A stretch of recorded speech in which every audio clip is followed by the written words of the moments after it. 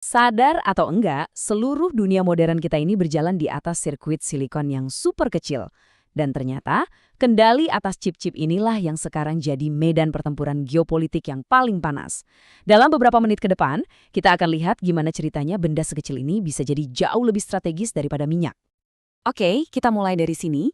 Kutipan dari Chris Miller ini langsung ke intinya, nunjukin betapa tingginya taruhan yang ada.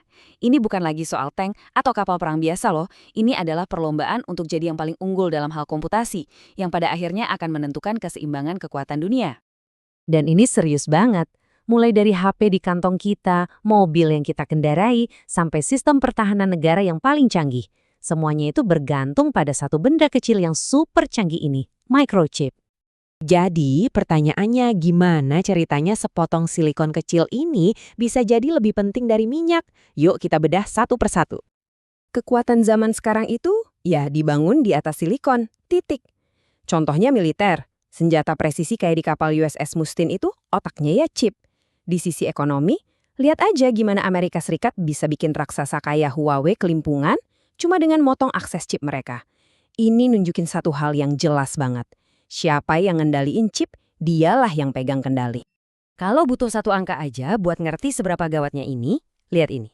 Setiap tahun, Tiongkok ngabisin duit lebih banyak buat impor chip daripada buat impor minyak. Bayangin coba.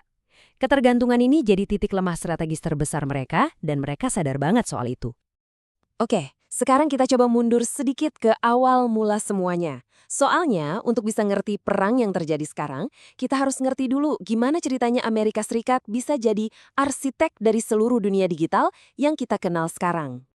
Dan revolusi ini wah jalannya cepat banget. Mulai dari penemuan transistor di tahun 47, terus ada ide jenius buat naruh banyak transistor di satu chip. Sampai puncaknya, Intel berhasil masukin seluruh otak komputer ke dalam satu mikroprosesor di tahun 71. Setiap langkah ini bukan cuma kemajuan biasa, tapi lompatan raksasa. Nah, mesin penggerak di balik semua ini namanya hukum Moore.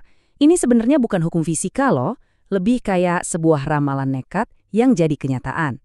Visi Gordon Moore bahwa chip bakal jadi 2 kali lebih kuat setiap 2 tahun, itu seolah-olah maksa seluruh industri buat lari sekencang-kencangnya. Dan hebatnya, mereka berhasil ngelakuin itu selama lebih dari 50 tahun. Tapi, dominasi Amerika ini bukannya tanpa halangan. Di tahun 80-an muncul pesaing tangguh yang hampir bikin Silicon Valley bertekuk lutut dan lawannya bukan Uni Soviet, tapi Jepang. Coba lihat grafik ini. Di akhir 80-an, Jepang itu benar-benar menguasai pasar chip memori atau DRAM. Mereka pegang sekitar 80% pasar dunia. Perusahaan-perusahaan Amerika, termasuk Intel, itu hampir bangkrut. Ini benar-benar jadi pukulan telak buat industri as.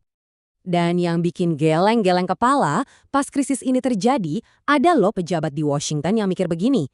Mereka sama sekali nggak lihat nilai strategis chip, malah nyamain sama keripik kentang.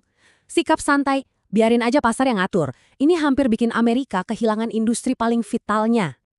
Nah, disinilah legenda Intel Andy Grove muncul. Dengan motonya yang terkenal, hanya yang paranoid yang bertahan, dia ngambil langkah yang nggak kepikiran sama orang lain. Dia tinggalin bisnis memori yang udah mereka rintis dan mempertaruhkan segalanya. Masa depan perusahaan cuma buat mikroprosesor. Itu taruhan gila, tapi ternyata langkah itu nggak cuma nyelamatin Intel, tapi juga masa depan teknologi Amerika. Kemenangan Intel soal mikroprosesor itu baru satu babak. Babak baru yang mengubah permainan justru datang dari sebuah pulau kecil di Asia yang bahkan mendefinisikan ulang cara chip dibuat selamanya. Ide brilian dari pendiri TSMC, Morris Chang, itu sederhana banget. Ngapain sih setiap koki harus bangun dapurnya sendiri-sendiri? Akhirnya dia ciptain dapur chip paling canggih sedunia. Jadi perusahaan kayak Apple bisa fokus bikin resep chip yang keren, terus tinggal kirim resepnya ke TSMC buat dimasak. Model yang disebut Foundry ini benar-benar mengubah peta permainan. Dan hasilnya luar biasa sukses. Coba lihat aja, untuk chip-chip paling canggih saat ini, TSMC dari Taiwan itu memproduksi 92% dari total produksi dunia. 92%. Angka ini menjadikan Taiwan sebagai titik paling krusial yang nggak bisa digantikan di seluruh ekosistem teknologi global. Nah, disinilah semua kepingan puzzle-nya nyambung. Dominasi desain dari Amerika, manufaktur yang terpusat banget di Taiwan, dan ambisi raksasa dari Tiongkok. Inilah resep sempurna buat perang chip model baru. dengan taruhan yang jauh lebih tinggi dari sebelumnya. Peran chip yang sekarang ini beda banget sama yang dulu. Dulu lawan Jepang, itu murni persaingan ekonomi antara dua negara sekutu.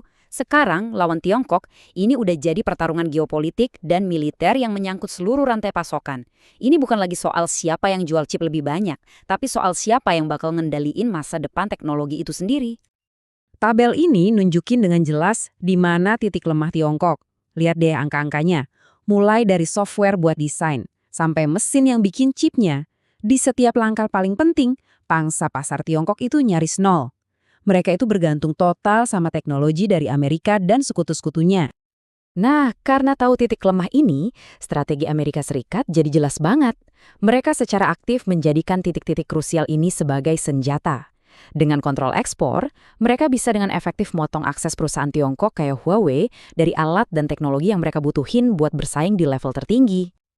Dan ini semua membawa kita ke satu pertanyaan terakhir yang cukup bikin merinding. Kita ini udah ngebangun seluruh peradaban modern di atas rantai pasokan yang super rumit dan parahnya lagi terpusat di beberapa lokasi geografis yang rawan konflik. Perang chip ini nunjukin betapa rapuhnya sistem yang kita andalkan. Pertanyaannya sekarang bukan lagi apakah akan ada guncangan, tapi kapan guncangan berikutnya datang dan apa akibatnya buat kita semua.